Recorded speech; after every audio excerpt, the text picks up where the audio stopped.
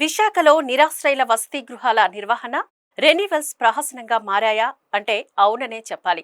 అటు జిల్లా యంత్రాంగం ఇటు జీవీఎంసీలోని యూసీడీ విభాగం పట్టించుకోకపోవడంతో కొన్ని స్వచ్ఛంద సంస్థలు కాసులు వెనకేసుకుంటున్నాయని ఆరోపణలు వినిపిస్తున్నాయి.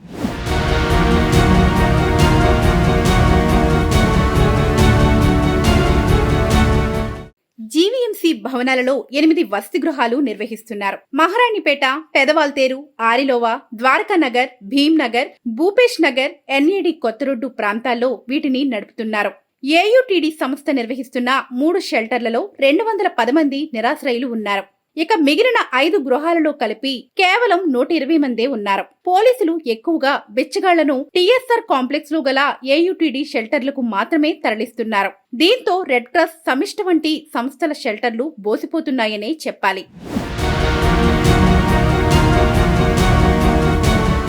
కొన్ని సంస్థలు నిర్వహణ నివేదికలు ఇవ్వకున్నా యూసీడీ విభాగంలో దర్జాగా రెన్యువల్ చేస్తున్నారని ఆరోపణలు ఉన్నాయి. భూపేష్ నగర్ లో గల సమిష్టి సంస్థ రెన్యువల్ ఇందుకు ఉదాహరణ అని పలువురు గగ్గోలు పెడుతున్నారు.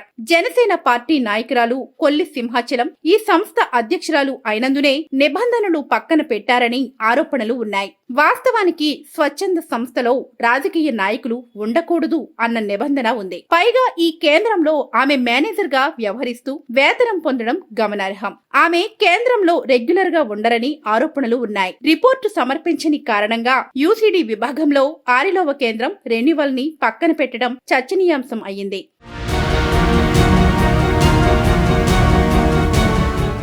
జీవీఎంసీలో స్టాండింగ్ కమిటీ కూడా పక్షపాతం చూపుతోందని విమర్శలు వెల్లువెత్తుతున్నాయి. ఏయుటీడీ సంస్థ అన్ని రిపోర్ట్స్ ఇచ్చినా సరే రెన్యువల్ చేయకపోవడం పెద్ద దుమారమే రేపుతోంది. ఒక్కో షెల్టర్ నిర్వహణకు ప్రభుత్వం నెలకు 61,000 చెల్లిస్తోంది. రెన్యువల్ చేయని కారణంగా ఏయుటీడీ షెల్టర్ల మేనేజర్లు, కేర్ టేకర్లకు గత 17 నెలలుగా వేతనాలు ఇవ్వని దుస్థితి నెలకొంది. జిల్లా కలెక్టర్ కార్యాలయంకి సమీపంలో ఉన్న రెడ్ క్రాస్ షెల్టర్ నిర్వీర్యం అవుతోందని సమాచారం.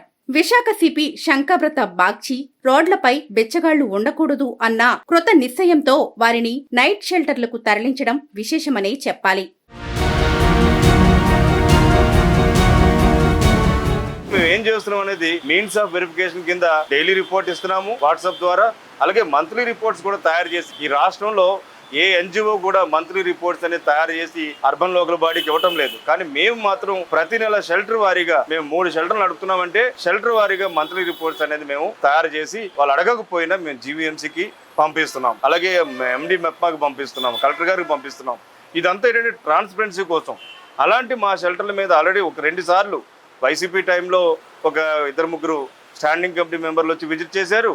మొన్న మార్చి 10వ తారీఖుని కూటమి ప్రభుత్వం వచ్చిన తర్వాత కూడా స్టాండింగ్ కమిటీ మెంబర్స్ వచ్చి విజిట్ చేసి పీడీ గారి ఆధ్వర్యంలోనే విజిట్ జరిగింది. ఆవిడ వెంటనే సంతకాలు తీసుకుని ఫైల్స్ కూడా స్టాండింగ్ కమిటీకి పెట్టడం జరిగింది. అయితే ఈ రోజు వరకు మార్చి 10 అంటే ఈ రోజు మనం సెప్టెంబర్లో ఉన్నాం. ఇప్పటికి కూడా ఆ ఫైళ్ళు అక్కడే ఉన్నాయి. మళ్ళీ ఇంకో కమిటీ వేస్తామంటున్నారు. కమిటీల పేరుతోటి కాలయాపన చేస్తున్నారు తప్ప అయ్యో ఇంత పెద్ద కార్యక్రమం 200 మంది ఉన్నారు, వీళ్ళకి రాత్రిపూట భోజనం కూడా జీవీఎంసీ బాధ్యత. ఉదయం పూట ఎవరైనా లంచ్ పెట్టడానికి డోనర్స్ రావడానికి ఇష్టపడుతున్నారు, కానీ రాత్రిపూట మేము రాలేకపోతున్నాం అంటే నన్ను ముఖం మీద అనేస్తున్నారు. వాళ్ళు ఏదో నిందలు వేయడం, గంజాయి ఆరోపణలు చేశారు, కౌన్సిల్లో గంజాయి ఆరోపణలు చేశారు అంటే మమ్మల్ని అన్ని రకాలుగా అవమానిస్తున్నారు. ఈ రకంగా అంటే ఎక్కడైనా సరే ఇంట గెలిచి రచ్చగలమంటారు. ఇవాళ నేను స్టేట్ లెవెల్లో చీఫ్ సెక్రటరీ కమిటీలో మెంబర్గా పనిచేస్తున్నాను. 3 మెంబర్స్ కమిటీ వేశారు, అందులో కూడా నేను మెంబర్గా పనిచేస్తున్నాను. కానీ ఇవాళ జీవీఎంసీలో మాత్రం మమ్మల్ని మా మీద మేము ఇంత పని చేస్తున్నప్పటికి కూడా వాళ్ళు మమ్మల్ని ఎంకరేజ్ చేయటం లేదు. సో ఈ విషయాలన్నిటి మీద కూడా ఈవెన్ కమిషనర్ గారు, కలెక్టర్ గారు, పోలీస్ కమిషనర్ గారు అందరూ కూడా